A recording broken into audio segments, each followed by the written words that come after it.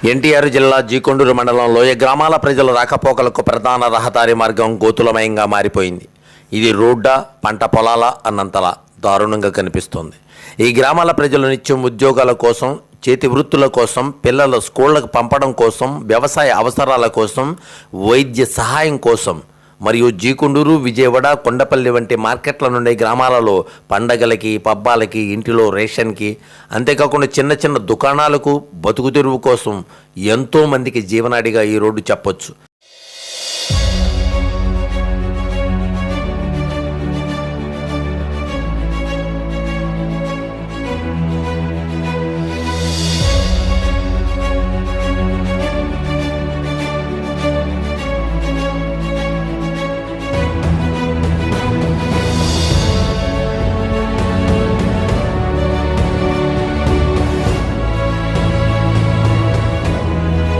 ఇప్పుడు 10 సంవత్సరాలు బట్టి ఇదే మోడల్గా ఉందండి.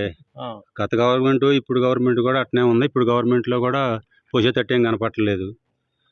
గతలో కొంతకాలం ఈ సైడ్ వాల్స్ కట్టారు. ఆ వాల్స్ కట్టారు కానీ ఆయన కాంట్రాక్ట్ మరి ఎడిపోయిండో డబ్బులు తీసుకున్నారన్నారు. కాంట్రాక్ట్ ఇంతవరకు పనిచేయలేదు. మళ్ళీ సిమెంట్ రోడ్ ఈ ఊళ్ళో సిమెంట్ రోడ్ వేస్తామన్నారు. ఈ సిమెంట్ రోడ్ వేస్తామని సిమెంట్ రోడ్ కూడా ఇంతవరకు ఏమీ లేదు. అంతవరకు కృష్ణప్రసాద్ గారే ఉన్నారు. ఇప్పుడు కృష్ణప్రసాద్ గారే ఉన్నారు. ఇప్పుడైనా మరి కృష్ణప్రసాద్ గారు ఇప్పుడు గవర్నమెంట్ మారారు కాబట్టి, ఆ పార్టీలోకి వెళ్ళారు కాబట్టి ఇప్పుడైనా దీన్ని కలెక్ట్ చేసుకొని చేస్తే బాగుంటుందని మేము ఆలోచిస్తున్నాము.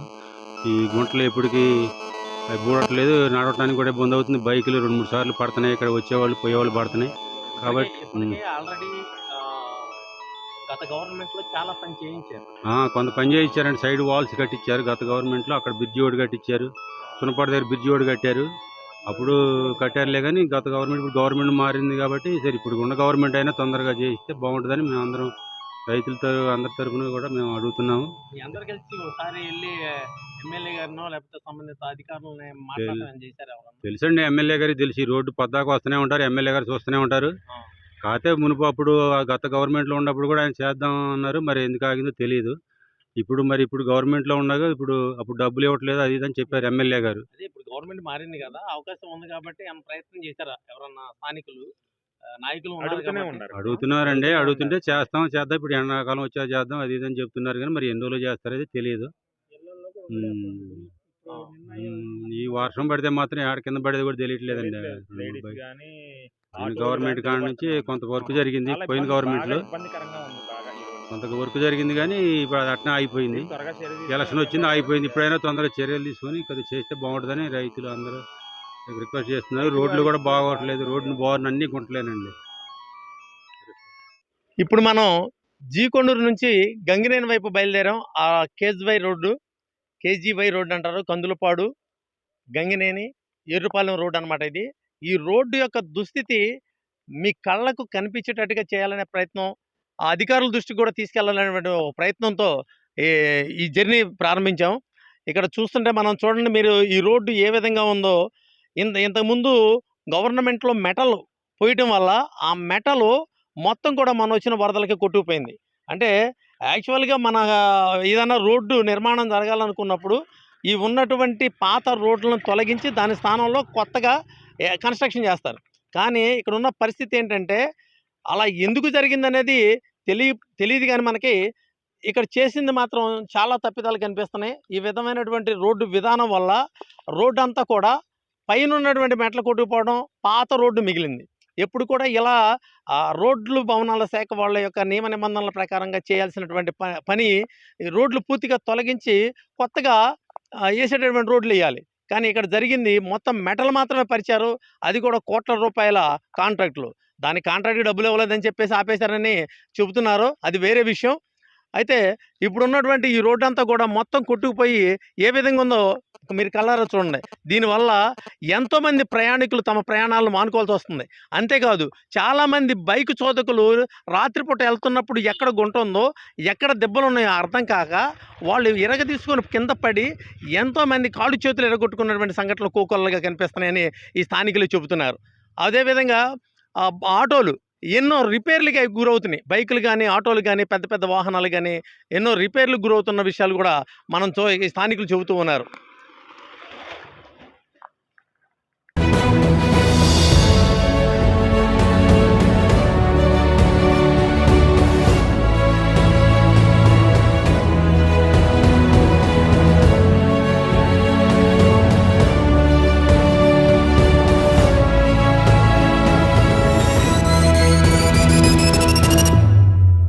నమస్తే సార్. జీగుండూరు మండలం, ఎన్టీఆర్ జిల్లా. మరి ఈ రోడ్డు పోయిన గతంలో కాంట్రాక్ట్ గారు తీసుకొని దీన్ని పోపిస్తానని ముందుకొచ్చాడు. ఏదో ఆడాడ ప్యాచీలు వర్కులు చేశారు. ఈ గోతులు, ఈ ఒడిదుడుకులు మొత్తం కూడా అట్లాగనే వదిలేసి వెళ్ళిపోయారు. మళ్ళీ దీన్ని పట్టించుకునే నాదుడు లేదు. ఈ లోటు ఈ పైన మొన్న ఒక 20 రోజుల క్రితం పెద్ద వరదలు వాగులు వచ్చి ఏడాడ కోతలు పెట్టి స్తంభాలు కానీ గోతులు కానీ మొత్తం పడిపోయినాయి. 4 రోజులు అయితే టాపిక్గా బంద్ అయిపోయింది. ఈ మూలగందులో అడిగి ప్రాంతాలు ఎవరు పరుచుకునే వాళ్ళు కూడా లేరు. మరి దయచేసి మరి ఈ రోడ్డుని త్వరలో కలెక్ట్ చేసుకుని పోస్తే బాగుంటుందని మేము కోరుస్తున్నాం. అంటే సహజంగా స్థానికంగా ప్రతి ఊర్లో కూడా ఆ పార్టీకి సంబంధించిన నేతలు ఉంటారు కదా, వాళ్ళు ఎటువంటి చర్యలు తీసుకోవట్లేదు అంటారా? పార్టీ నేతలు తీసుకున్న పయ్యోళ్ళు అధికారులు దీన్ని పూనుకోవాలిగా. నాయకులు ఏం చేస్తారు? ఎన్నాళ్ళు ఈ గోతుల్లో ఇట్లా ప్రయాణం చేస్తారు? వాళ్ళు రేత్రి రావడం చాలా భయపడి ప్రయాణాలు ఆపడం జరిగిపోయింది. పగలకాడ అయితేనే పోగలుగుతున్నాం. పగలకాడే పడిపోతున్నారు కొంతమంది. ఈ రాళ్ళు బెస్కి ఈ స్లిప్ అయిపోతున్నాయి, చక్రాలు స్లిప్ అయి పడిపోతున్నారు. ఈ పొద్దుగూదమ్మడికి బంద్ అయిపోతుంది ఈ రోడ్డు రావడం. జీకొండూరు కాడ నుంచి ఇటు దుగ్గిరాలపాడు, కొత్తపాలెం వరకు మా చండాలంగా ఉంది రోడ్డు.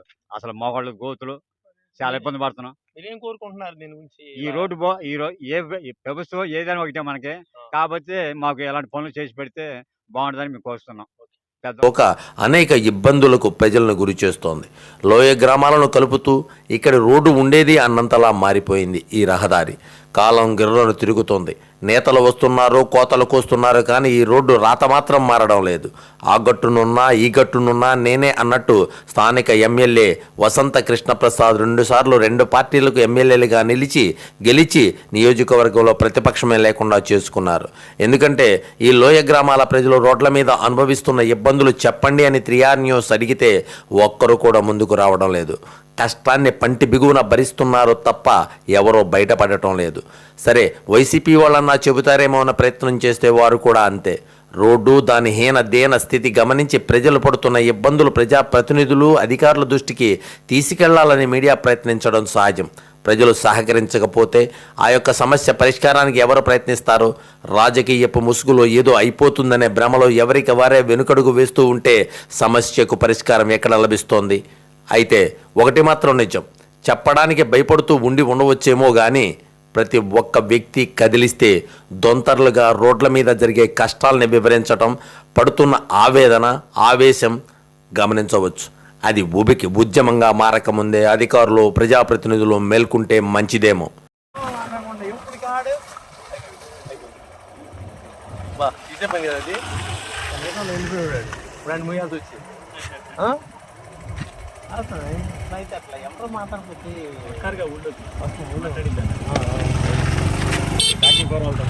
థ్యాంక్స్ అండి. మా జీకొండూరు నుంచి గంగినేని వరకు, దుగ్గిరాలపాడు, కొత్తపాలెం వరకు కూడా ఈ రోడ్డు అంతా ఇలాగా అస్తవ్యస్తంగా తయారైపోయింది. దీని కొరకు ప్రభుత్వాధికారులే కానీ లేకపోతే నాయకులే కానీ ప్రతి ఒక్కరు కూడా చర్య తీసుకొని మా ప్రాంతాలకి ఏది చేసినా చేయకపోయినా ముఖ్యమైనది నీడు. ఈ రోడ్డు ప్రయాణానికి అనుకూలంగా లేదు. చాలా యాక్సిడెంట్లు జరుగుతూ ఉన్నాయి, వాహనాలు పాడైపోతూ ఉన్నాయి, మనుషులు కొన్ని పనులే క్యాన్సిల్ చేసుకుంటున్నారు. ఈ రోడ్డు బాగు చేసి పెడితే చాలండి, మాకు అదే పెద్ద సంతోషం మా ప్రాంత ప్రజలకి. Thank you.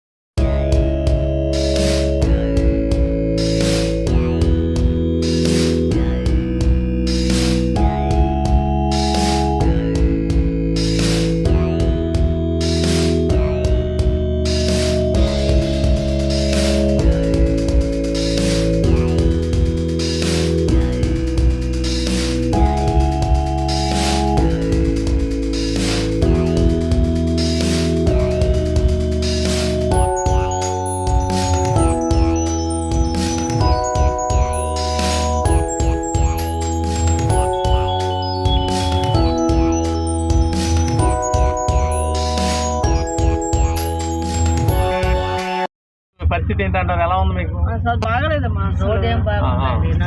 రోడ్డు అసలు బాగలేదు. ఎట్లా తొందర చేస్తే మంచిది, అంత మంచిది. ఎందుకు రాదు? మామూలుగా అయితే రోడ్డు అయితే నడుములు పోయినాయి, బళ్ళు పాడైనాయి, ఎవరు చేసేది ఏం లేదు. ఇక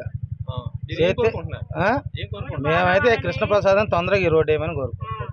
లేదంటే ఈసారి చీటీ ఏమవుతుంది ఎందుకంటే ఈ బాధలు ఒక రోజుతో కాదు రోడ్డు రావాలన్నా భయం అవుతుంది. అన్ని ప్రోగ్రామ్స్ కూడా మనం మార్చుకుంటున్నటువంటి పరిస్థితులు ఏర్పడినాయి. మాకు కొంచెం ఈ రోడ్డు పరిస్థితుల్లో మీరు ఏం చేస్తే బాగుంటది అనుకుంటున్నారు ఇలా? రోడ్డు త్వరగా బాగా కావాలని చూస్తున్నారు. ఇది వెళ్ళిపోతే ఈసారి కృష్ణప్రసాద్ ఆ, చాలా ఇబ్బంది పడుతున్నామండి మేము. అంటే ఇబ్బందులు అంటే ఎలాంటి ఇబ్బందులు? ఎలా ఏంటండి ఆటోలు వెళ్తుంటే ఒళ్ళంతా కదిలి అసలు గుల్లైపోతున్నాం మనుషులు. మేము ప్రయాణాలు కూడా పెద్దగా చేయట్లేదు. ఈ లోకల్ వాళ్ళేనమ్మా మీరు? మేము ఇక్కడ సున్నంపాడే ఈసారి ఎన్ని సంవత్సరం బట్టి ఇలా ఇబ్బందులు? వెళ్ళినాయి 6 సంవత్సరాలు 6 సంవత్సరం బట్టి. మొన్న వరద వచ్చి మరీ ఆగమైపోయిందండి. అవును. అది ఎవరు కానీ ఇలా అయితే అలా కాదు. నీకు సమస్యల గురించి తెలుసు, నువ్వు మాట్లాడు. అయితే ఒకటిరా కాదు, ఎవరైనా అప్పుడు నువ్వు వచ్చిన దానికి ప్రజల సమస్యల కోసమేగా, ప్రజల సమస్యల కోసమేగా పదవిలోకి వచ్చింది. అవునయ్యా, ఇప్పుడు ఉండేవాళ్ళు ఎవరు ఉండారు ఇక్కడ? పదవిలో ఉండేవాళ్ళు ఎవరు లేరు. ఏమో నాకు తెలియదు. ఇప్పుడు నడుస్తుంది వర్షాకాలం. రోడ్లు వేయడం కష్టం కావచ్చు, కానీ ప్రాథమిక చర్యలు కనీసం ప్యాచ్ వర్క్ అన్నా నిర్వహిస్తే కొంతవరకు కొన్ని ప్రమాదాలు తప్పించడానికి అవకాశం ఉంటుంది. రాకపోకలు సజావుగా జరగడం కూడా చేయగలిగిన వారు అవుతారు.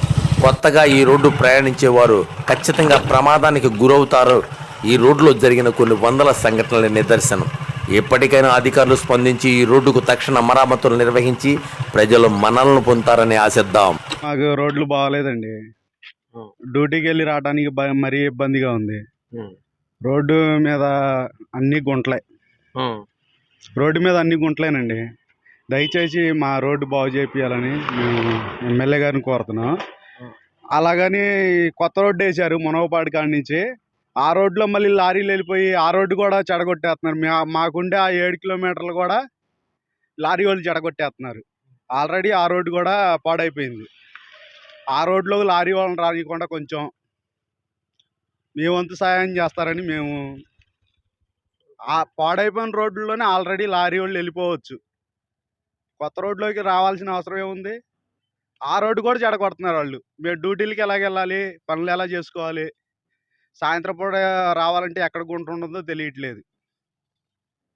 దయచేసి మా రోడ్లు పూర్తి చేయాలని ఎమ్మెల్యే గారిని కోరుతున్నాం.